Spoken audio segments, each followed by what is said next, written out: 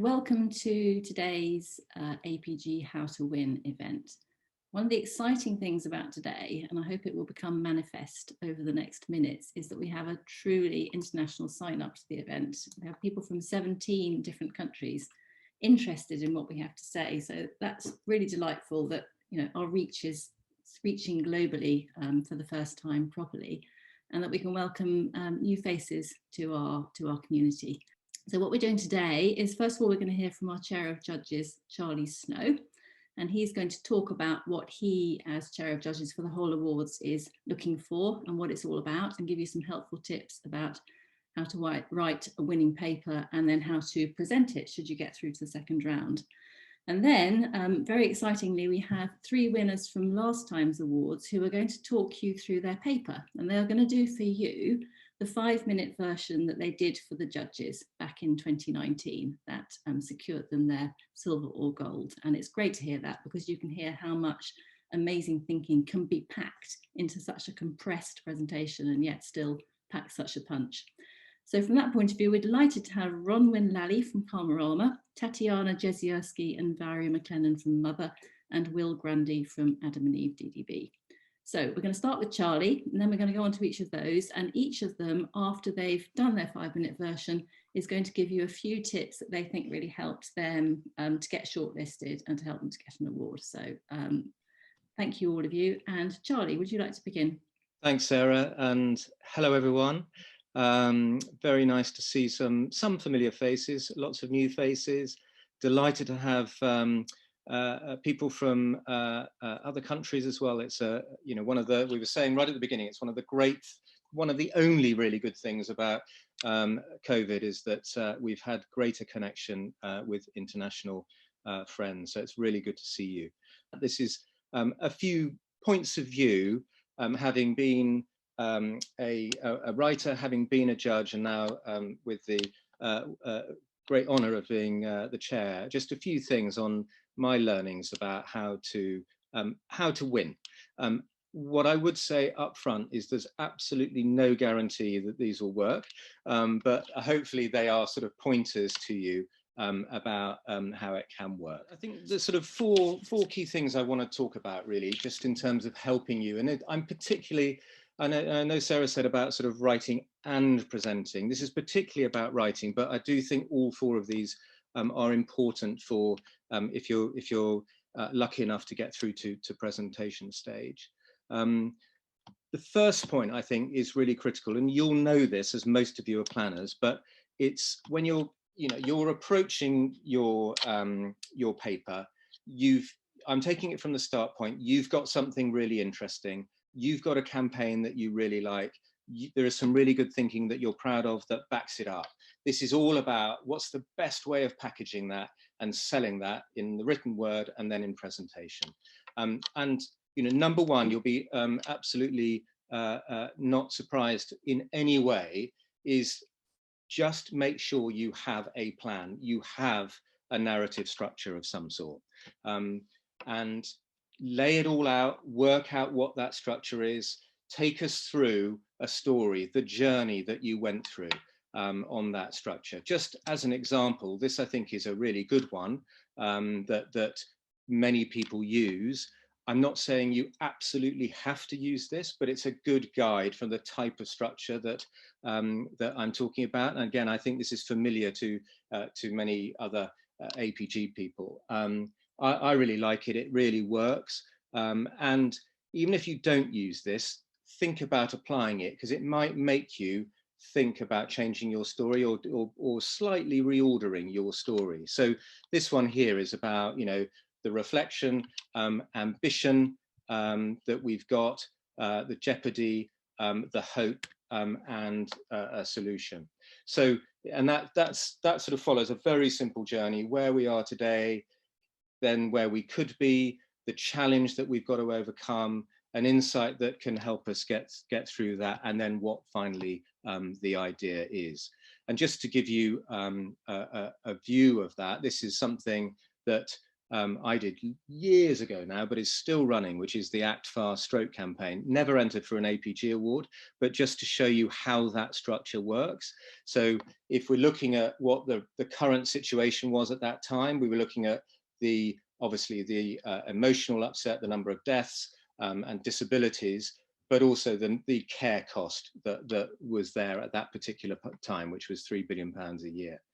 The ambition that they wanted was to reduce the amount of adult death and disability and get people into hospital as quickly as possible, and to get the treatment, which is blood thinning treatment called thrombolysis, and get people into hospital within 3 hours. That's what the ambition was. The problem we had was that people did not know what the symptoms of stroke were and did not know that they needed to call 999 and it was an emergency. And where we got to was actually to discover that paramedics were using this acronym called FAST, which is face, arms, speech, time to call 999. And that we thought, rather than only having that within the paramedic world, let's tell the world about that. And hence the Act Fast campaign came out of it. And that's only to show you how that structure works. But sort of point one, have a framework, have a structure, and work out what the best structure is to tell your story. That's sort of the most important thing. And that structure, why that's also good is if you really boil it down to 1 or 2 words for each of those, you get what the key points are. And that means that you can tell that story within your 5-minute presentation as much as you can tell that story within the number of words you've got in your written paper. So I think, you know, that's a really good thing to think about.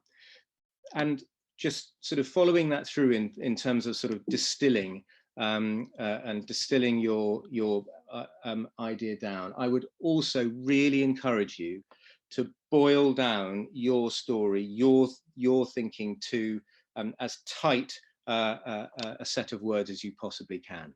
And again, just to help you on that, I think a really simple structure or simple thing to apply to think about, again, you don't have to do this, you don't have to present your idea like this, but a very simple from to, which is the classic strategic journey. We were here, we wanted to get here, and this is how we did it. Again, is really good. And you'll see a good example, certainly, of that from Tatiana and Barry on their KFC paper that they're going to talk about. But, you know, here's an example from a brand I worked on a while back, Purcell Dirt is Good, where we talked about taking Dirt is Good from being good at stimulating creativity in children to being Dirt is Good at building resilience in children. That was a strategic journey that we took people on at a particular time. And that's where we had an idea like for whatever life throws.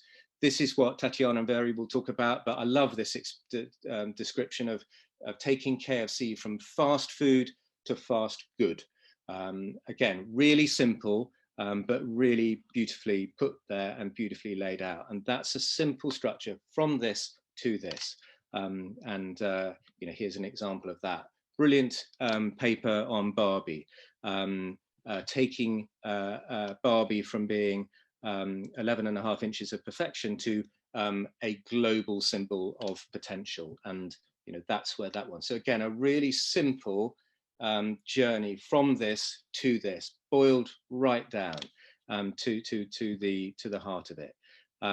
Here we have the story of Change for Life. Again, there's a really good one in that, where you've got the shift from, and what's brilliant about this paper, there's lots of shifts, but I really like the ones from blaming parents to blaming life. And rather than fat bodies, we're moving it to fat in bodies. Really simple shift that they made, boiled right down into that. Direct Line is another fantastic case on this, from rather than being about the point of purchase and sympathy, was about the point of need and action. And that, I think, is just get your story down to the absolute heart, to the real essence of it. Even if you don't present it like that, it's a really good thing to go through, is that you know what the heart and soul of your story is. If you had to write a headline about it, it's about this. If you have to write, you almost think about that as well. It could potentially be your opening line in your paper. It's taking this from here to here. And that's what we did. And that's the story that I want to tell you about, how we did that and what was created by doing that and what effect it had. And there you can see the wonderful Winston Wolfe. What I would also really encourage is thinking about language and how you present these papers. All of the things I've talked about so far, there was nothing amazing in terms of the language, in terms of the cleverness of the words, in terms of the, how florid those words were, and how complicated they were. All of the words I think I've used or have been sort of presented so far have been incredibly simple. And that is also what I would really encourage you to think of. I think when many people come to writing papers for the first time, there's a real danger and trying to make it feel, really clever and really complex and using amazingly complicated and brilliant words. But that's not the way to do it at all. There's a wonderful expression which says that small words chosen well and ordered carefully are strategy's best friend. And that I would very much encourage you to think about. Small words, simple words, how you order them, how they are put together is what it's about. And great strategies and great campaigns are absolutely sold through very simple language and very simple words. Brilliant from Vicky's old campaign, Sport for England, talking about the problem, fear of judgment. There was a fantastic paper from which just said this was it and how they framed the problem. How could we get someone to pay for something they could get for free? Really just incredibly simply written, but very powerful thought. But you can give it a little bit more than that. I love the Audi example here of, we've always had this language of Vorsprung der Technik, and they talked about we'd become too technic, i.e. we become too logical, efficient and precise. What we needed was to be a bit more Vorsprung, a bit more of that progressive thrill and charm. And they also sort of talked about music, selecting a Radio 2 song, but giving it 6 music execution. Again, framing language, really simple, but really understandable for people. And in this case, very much sort of connected to their particular brand. I love this example as well from KFC, the fries.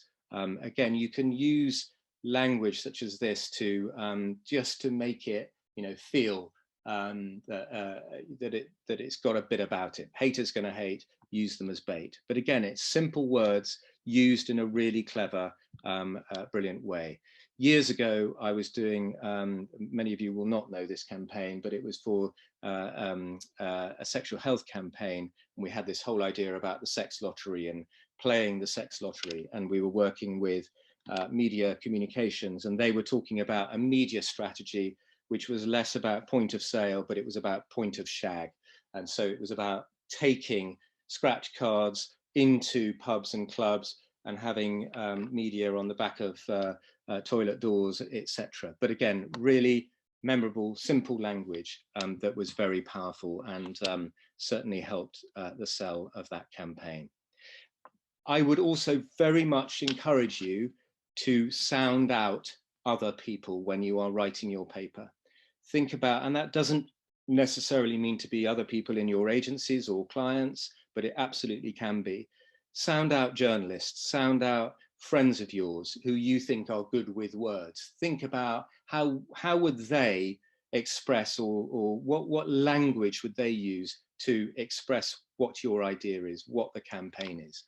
You might find that they've got a different way of talking about it, a slight adjustment which helps sell what it is. Not changing the meaning of what you're talking about, but just changing the way that it gets remembered or really lands in other people's minds.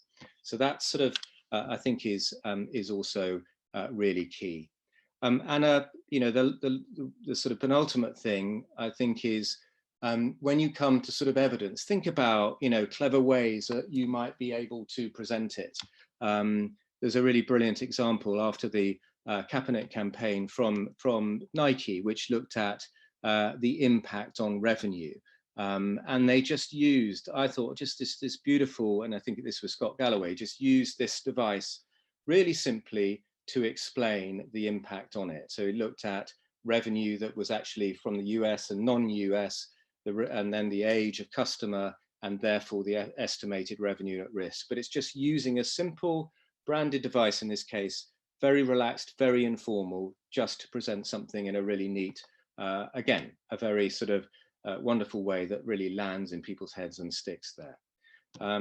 So that's sort of it. The last thing I would say is that, again, I'm a real bore on this, but don't have any spelling mistakes. You know, if you're proud of what you've got and what you're doing, work on it, make sure it's beautifully polished, it's really well presented, and that, you know, that there aren't any spelling mistakes or grammatical errors that are in there. Take pride in it, and you know, the more that it's polished, the more that there's pride in it, then the more people are going to sort of think, wow, this is just great. If anything is sloppy, if there are lots of spelling mistakes or grammatical errors, as a judge, what happens is you just think that people don't care, and they're just sort of, you know, just rushing it out. This can't be much good. No one really believes in this or cares about it. It's really important. It's a boring, practical thing, but it's a really important thing. I'll leave it on that and pass it on now. I think we're going to have Ronwyn talking next, aren't we? Great. Hi, so I'm Ronwyn, a planner at Calmarama, and I'm just going to talk you through the presentation that I gave in 2019, back in the olden days, to the judges then. So I think before I start that, just wanted to say that when you're kind of thinking about what you're going to put in that presentation and what you're going to share in that, there's a lot of decisions to make, because it is only 5 minutes, so it is super condensed. And I actually decided that the judges had seen the strategy, they'd read the strategy, they knew the story, they knew the kind of narrative of it. And I was just going to land some key points that I really wanted them to remember about my paper. So a slightly different kind of way of presenting to how we kind of usually do strategic presentations, but yeah, it's just to kind of fit it into that time. So my paper was based around a theme of the power of the unexpected and using the power of unexpected. So my presentation was all around how strategy helped the British Army embrace unexpected thinking to win. So going back to the brief and the starting place of this, there was a scary sense when we began on the kind of process of finding our strategy that this brief has been around for so many years, so many planners before me had seen it, and there was a scary sense there were like no new insights to find, no new strategies to write. But what we faced in 2019 were some kind of significant challenges that meant that we really needed that more than ever. We had a recruitment market that was booming, that meant that there were loads of other options available for our audience in terms of jobs that they could have. And we also were in a time where there wasn't any kind of obvious activity going on for the army. It was peacetime. Many of the audience didn't know what the army were doing, and then didn't know what the army could offer them as a result. And on top of those, we also had the compounding factor that we had higher targets to reach for recruitment, but no extra budget to meet them. So we did need this kind of new thinking that was going to fuel us to a new place and kind of help us overcome that. So looking at what we'd seen in the work that had gone before and the kind of campaigns that had gone before us, they'd often focused on a truth about army life. So whether it's the roles the army offers you, the adventure you get in the army, the action you find in the army. So we decided to look beyond just what the army offered and look into kind of the culture outside of that and what was happening in that place to find our insight. And what we found was this sort of tension at play where we had this young generation who are really driven to achieve things in their lives. They had high ambitions and they were driven to kind of make a difference. But they were in this society that was overlooking their potential and undervaluing them. So many employers were kind of not seeing that full potential, and they were offering them jobs that didn't feel like they had a lot of meaning. And then the media and society more broadly was kind of labeling this generation as this sort of self-obsessed, selfie-taking snowflakes. So this tension kind of led us to our strategy that in this modern day Britain that was overlooking and undervaluing this generation, the Army offered something really different because they've always been an organisation that spots the potential in every young person. So this took us to our strategy, the new strategy for the old problem, to stand up for our audience in a society that puts them down by showing how the Army valued them and made the most of their potential. So this strategic thinking led us to some provocative creative work. We had a campaign that essentially wanted to show how the Army spotted potential and saw beyond the stereotypes that society was putting on them. So we used the power of provocation in the comms planning. So these posters were launched at the beginning of the campaign, and those were used to really drive a conversation and get earned conversation, earned media that would kind of get us that mass awareness that we needed to kick off the campaign. So that was then underpinned with a number of other elements to the plan that obviously kind of inspired, engaged, and informed our audience about the Army and Army life. So this campaign was something that obviously had a lot of surprise in it, and it had a lot of tension. It was tackling these stereotypes pretty head on. So we had a kind of task on our hands in that we needed to kind of work with the Army and work, you know, up to a minister level to help them sort of prepare for what was going to happen when it launched. So it's quite tricky to convince, you know, any of our clients to lean into the power of debate, but obviously with a government organisation, that was particularly tricky. So we worked really closely, the strategy team worked really closely with our clients at Capita and the Army to kind of get it up, all of the ranks in the Army up to that minister level, to explain the thinking, to tell them, you know, why we were doing this and why we were pushing into this provocative space, and then get them ready for that debate that was going to launch. So that did of course happen. There was this massive impact when the work came out. So the first week had a kind of hundreds of pieces of coverage all around the world. There's this massive debate that sparked that got us this massive earned reach that really took that message much further than the media budget and got the impact much further than we could have afforded with just our budget alone. But of course, it wasn't about media reach, it was about applications. And what we saw was this uplift in applications after a month. That was a 71% increase year on year after that first month. And then the first quarter of the year being the kind of busiest recruitment quarter that had been seen in the history of the Capita and Army contract. So this kind of underlined for us the power of using this unexpected thinking to get results and to drive impact. So that was pretty much what I shared with the judges back in 2019. So slightly different way of doing a kind of strategic presentation. It was more just summing up the points that I thought were important for them to remember. And in terms of kind of a few tips and things that might be helpful in writing papers and then getting to the presentation stage as well. Couple of things that have come to mind for me over the last kind of week or so, last week thinking about this. One is there's a tendency when you get into writing your papers to, you know, just kind of scrabble around with all the different things you want to say.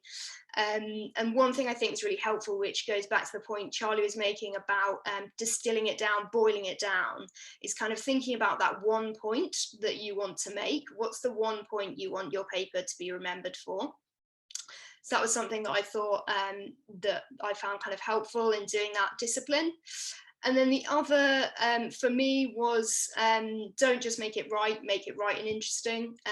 We're all planners, we all need that logic to be kind of baked into the story, and your story does definitely need to have that logic running through it. but also kind of important to keep in mind that you want to engage the audience, you want them to be interested in what you're saying. So having that drama, having that tension throughout it is obviously going to help them keep that interest.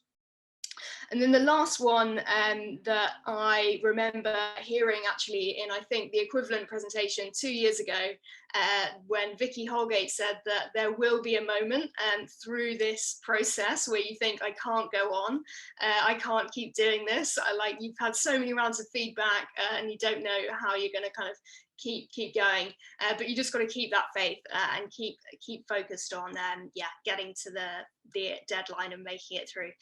So that's my thoughts. I think I'm handing over to Mother to take you through KFC now. I'm Tatiana, I'm from Mother, and another strategist, Barry, is here with me as well. Pippa Morris, his name is on this, but she's selfishly off having a baby, so can't share her wisdom with us all.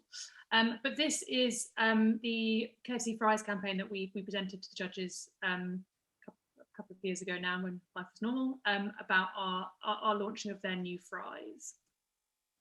And I think, casting our minds back to 2018, KFC had a huge problem with their fries. They were serving about 9 portions every second, so it was the most commonly served item, but also attracting 1/3 of all the complaints that the brand was receiving. And that sort of inferior product versus competitors was a much bigger problem for the brand, because it was reinforcing these perceptions of KFC as sort of really outdated, really rooted in the world of fast food, and that was stopping new customers coming in and getting in the way of business growth, which they really needed at the time. And that sort of journey is sort of over everything we do on KFC. It remains true now that we are trying to get them away from this sort of outdated fast food planet towards what we call planet fast good, which is sort of the demands of a modern food culture for quality as well as convenience. And as an item that was in pretty much everything they sell from a meal bundle perspective, fries go from being kind of just a bit on the side to a potential golden ticket that helps us get to fast good faster. So a sort of a huge opportunity. And KFC had realized this, and they'd gone away and developed great new fries that were better quality, better for delivery, and were basically knocking all of their old taste scores and their competitors out the park. So we were all collectively feeling quite smug and like it was going to be really easy and we could just pop the champagne now.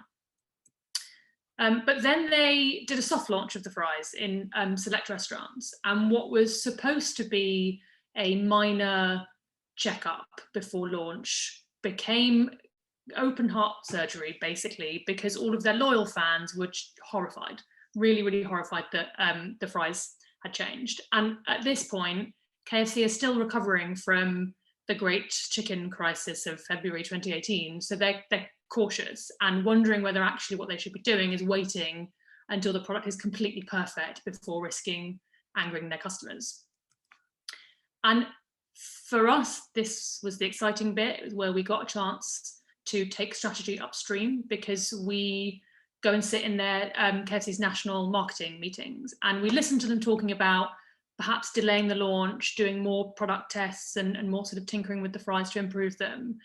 And we're looking at it and seeing a huge gap between these definitive, quantitative, perfect taste scores and what's happening in restaurant. And we realised that the problem isn't the product, it's actually the audience. And what we're seeing is loss aversion, because people generally don't like change, but they definitely don't like change in a category like QSR, where everything is supposed to be consistent, familiar, reliable, no surprises. So it wasn't the fries that anyone in the restaurant trials was hating, it was the fact that they were changing at all. And that sense of loss of what was familiar and the fear of what might come in to replace them. So the sort of KFC strategy of continuing to change the product wasn't going to make a bit of difference, because that aversion would still be there. So this clearly was a comms challenge with a clear role for strategy. With that in mind, we realised that we couldn't just go out and shout about how great the new fries were, even though we had loads of good things to say about them, because it wasn't going to make any difference. It wasn't going to change people's minds. So we had to convince KFC to kind of do the unthinkable and actively go out and trash their own product. So the strategy was clear. The clients were happy with our approach, but our role as strategists didn't end there. In creative reviews, we started to notice that when the brand knocked its own product, it felt quite disingenuous and just a bit addy. So then we raised the question, if we can't acknowledge the failing of our own fries, then who can? Luckily, a bit of social listening gave us that answer very quickly. Turned out that on Twitter, KFC fries had quite a lot of haters, a lot of disgruntled customers who took to trolling the poor old fries. So we gave some of those tweets to the creatives as part of their briefing, and then naturally they wanted to put their own spin on it. That spin in the end ended up being more of a flip, I guess. We used the haters to do our dirty work for us by actively choosing to promote their tweets, harnessing their negative power and turning it into positive momentum. It was a pretty risky strategy that Twitter actually counselled us against. They were really worried that people wouldn't notice that it was KFC that was promoting the tweets and the damage that that could cause to KFC's reputation. But we stuck to our guns because we had faith in the intelligence of the Twitter audience, and we had a feeling that they would notice and question what we were up to. As we hoped, it did indeed lead to mass confusion. Even Burger King chimed in, trying to profit off our madness. It was actually pretty handy for us, seeing as they had about 40,000 followers at the time. And then once that confusion hit fever pitch, we then revealed the launch of the new, better quality fries. We retargeted those who had engaged with the previous negative tweets with the antidote to the solution to all that hate. And all of this allowed for a smoother transition. So not only did we become the most read article on BBC News that day, which I think surprised everyone, more importantly, we saw improved taste scores and improved brand perception scores, as well as we created a platform for our clients to talk about the benefits of the new fries on TV. And finally, despite their initial reservations, Twitter actually ended up using our strategy as a case study amongst some embarrassingly good company. We had a chat about what perhaps the top 3 things were that we would share as kind of learnings or tips from this. And I think for me, the biggest one was finding an interesting way to frame the challenge. And Charlie kind of touched on the role of Jeopardy in the overall narrative. But I think that for us felt like the bit we spent the longest crafting, because we're really familiar with what's difficult for KFC, and we could intuitively feel that the fries were a big deal, but giving someone enough context to understand why that's the case and to make it feel like Jeopardy to someone who doesn't have a vested interest in it getting better, I think got us to sort of a really interesting way of talking about the case overall. So thinking about framing the challenge and the risk. The next tip is to give strategy the starring role. So this is a really tricky one. I think a lot of strategists are naturally quite humble, but this is not the time to be like that. We all obviously know that the strategic conversations don't end when the strategy's signed off. So now's the time to really shout about them, talk about the challenges that those conversations helped you overcome. For us, talking about how we use that strategic thinking to give the clients confidence in taking a risk was a really big part of the paper, especially that moment we talked about when we went up against Twitter's advice. And I think the last one is kind of similar to what Ronwen was saying actually, but this idea of kind of pulling back the curtain a little bit, because I think the temptation in hindsight is always to sort of draw a really neat straight line from A to B. But the reality is that I think most strategists can look at a campaign and work out what the brief was, what the insight is that you're pivoting off, and where sort of the really interesting bits are, and perhaps the biggest learnings are often in the sort of the use of strategy along the way, where you're course correcting and you're coming up against pitfalls or challenges from the client, and that's where you might find, you know, new approaches or new tools that are really kind of strategy in action versus, I guess, what we used to call just planning and hoping it goes the right way. So I think that, yeah, pulling back the curtain, giving people a bit of an insider's look at how everything unfolded is always a more interesting story and probably more inspiring and educational as well. Thank you both. That was really interesting and inspiring, and so good to hear about your very kind of personal reflections on what worked and what didn't. And now we hand over to Will Grundy from Adam and Eve DDB, who is going to tell us whether he wants to use his slides or not. I gave him the option of not doing so, but it's up to you, Will. I think we'll go without them. Okay, good for you. And like, just as a caveat, this is about to go from the sublime to the utterly ridiculous. But hey, I'll do my very, very best. So obviously kind of assuming most people have read the Marmite Gene Project paper, what Martin, I should stress as well, this isn't something that I wrote on my own. It's something that Martin, Beverly and I wrote together. And it's something that we presented together as well. And because it's only me presenting it, that means by very definition, it can only be as half as good as it was in the room. So you'll have to excuse it if it's not quite as good as you would like it to be.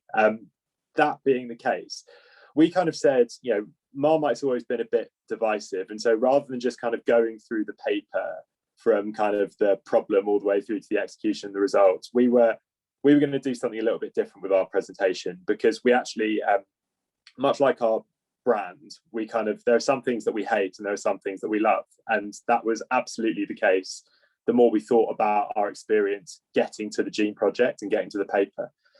So we said, actually, we hate presenting, but what we do love is kind of having a bit of a gossip. So this is all about taking you behind the curtain of not just the Gene Project campaign, but also the paper that we wrote as well. Kind of what and who we loved along the way, but also what and who we hated too, because the Gene Project in many ways shouldn't really have seen the light of day. And there are lots of reasons for that.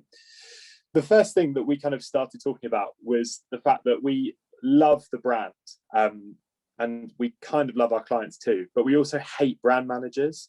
So, you know, kind of, I'm a massive lover of Marmite, Martin sadly isn't, but we absolutely both love the brand and its place in advertising history. So when the new, at the time, brand manager joined in 2018 and said, I love the love bit, but I don't really like the hate bit. Doesn't it kind of alienate people? And our sales are kind of going in the wrong way. Don't we need to kind of think a little bit differently about what this brand's all about? You literally hate that person with all your guts, and you do everything you can to prove them wrong. And so we spent a lot of time, even before getting to the creative brief for Gene Project, you know, regaling the clients with Lucy Jameson's IPA paper and Les Benet's charts from 1995 and beyond, all of the Byron Sharp. But we also went a little bit further and we did some kind of nifty, cheap research of our own to really, really win the argument.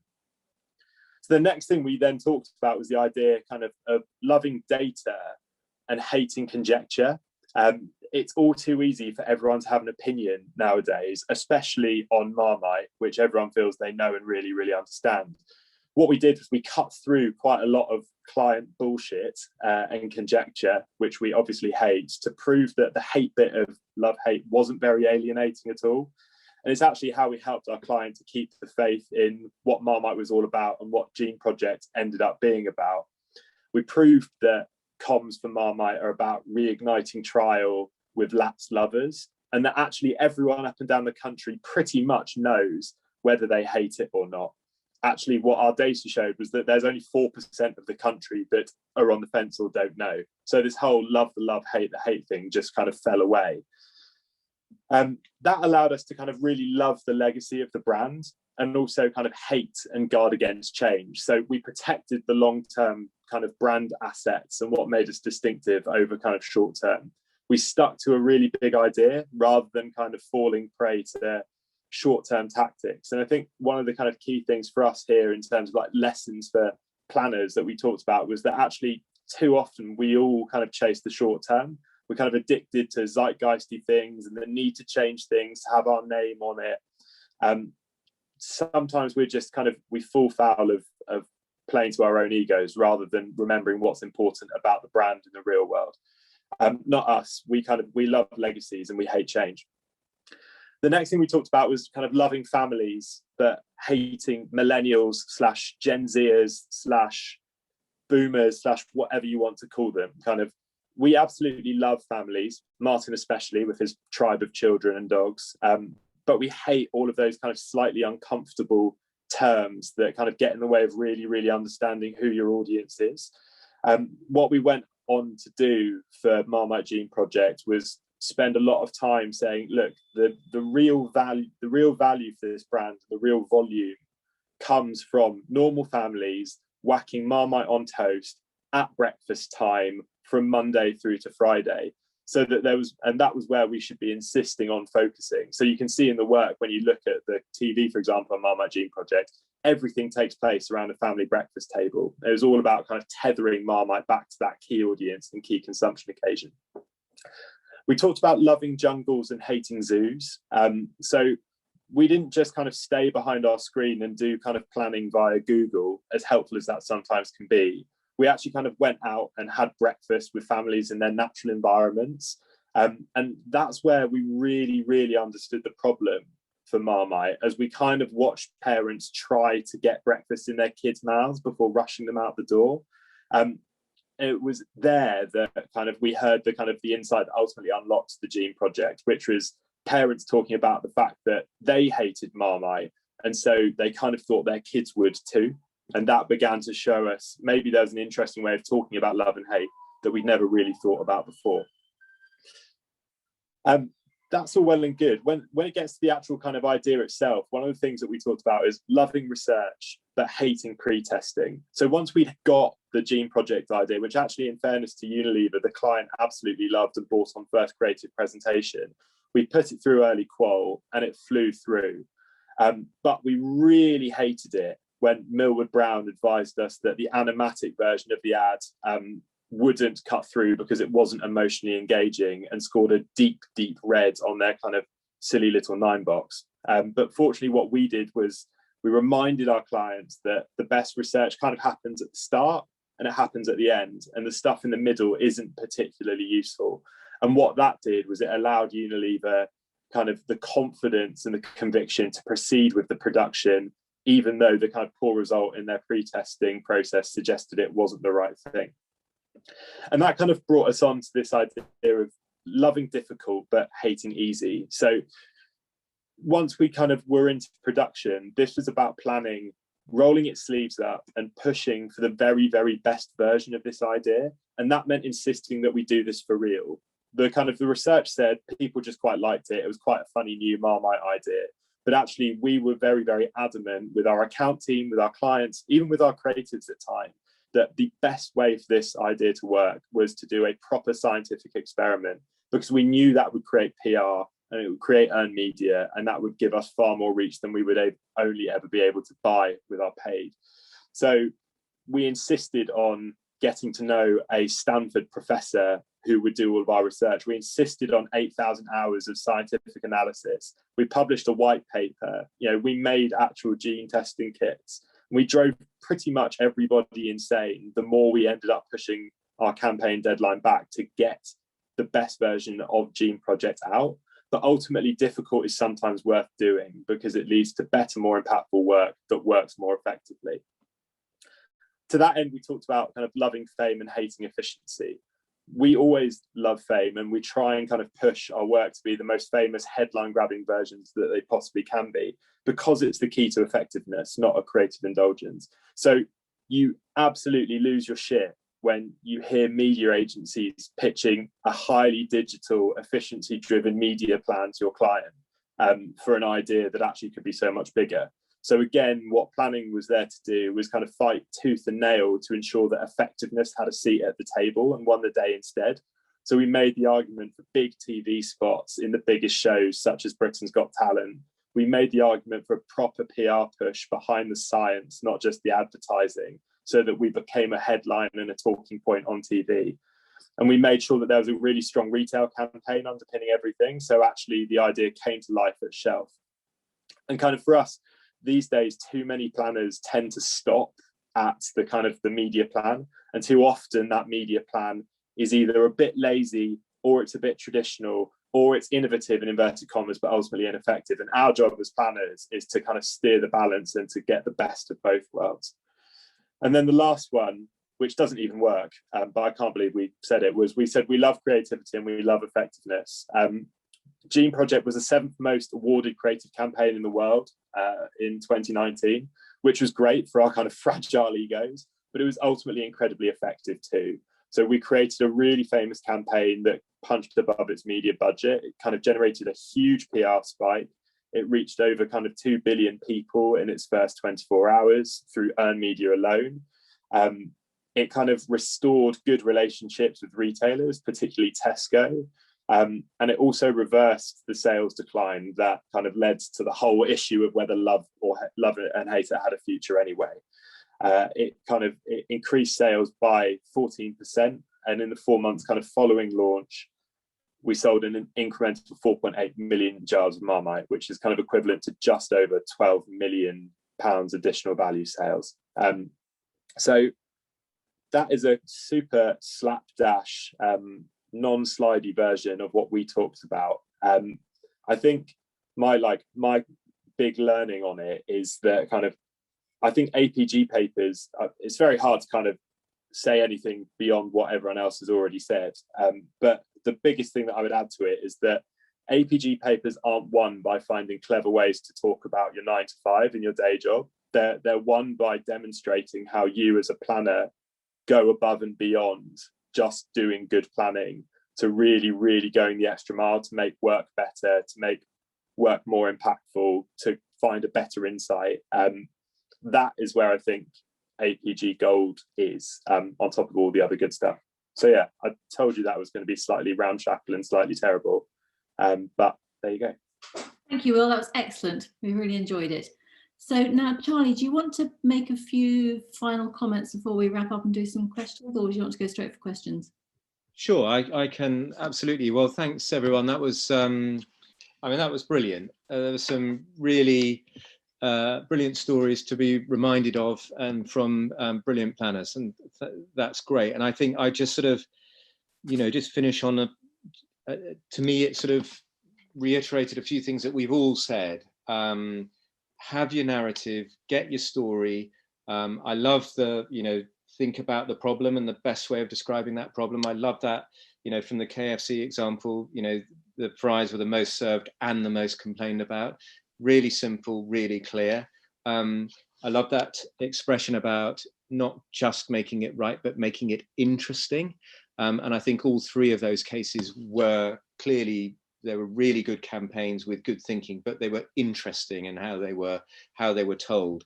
What I think you can also see is you had three very different styles there. And I think, do it in the way that suits you best, that suits your brand best, and suits, the way that you like to be and behave.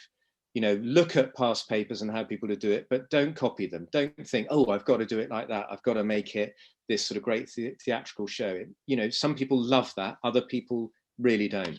But do it in the way that is natural to you and really brings out your personality, your way of telling the story, and your brand.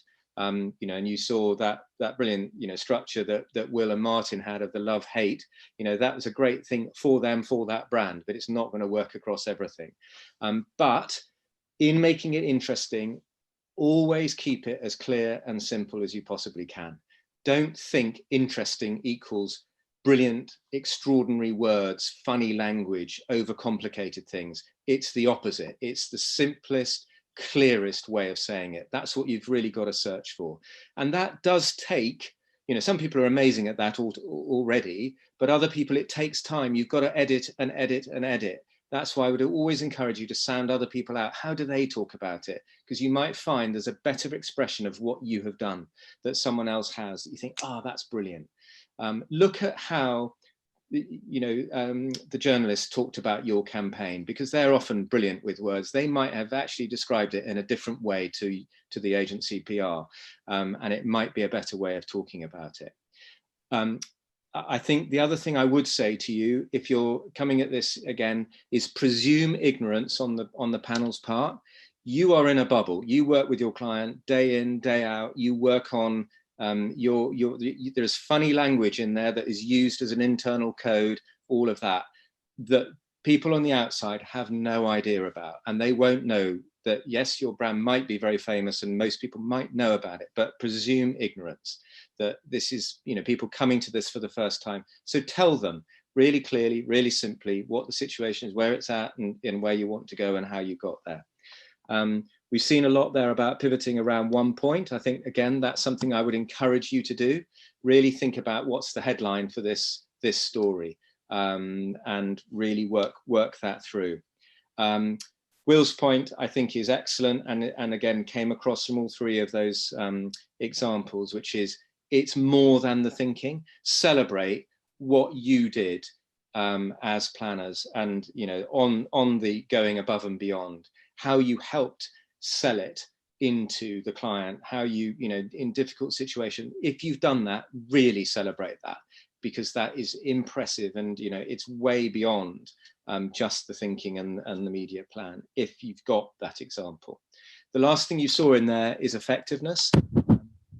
On effectiveness awards, but headlines on how effective that was is good and is needed. But only headlines. You don't need to go into sort of great detail of it, but celebrate it.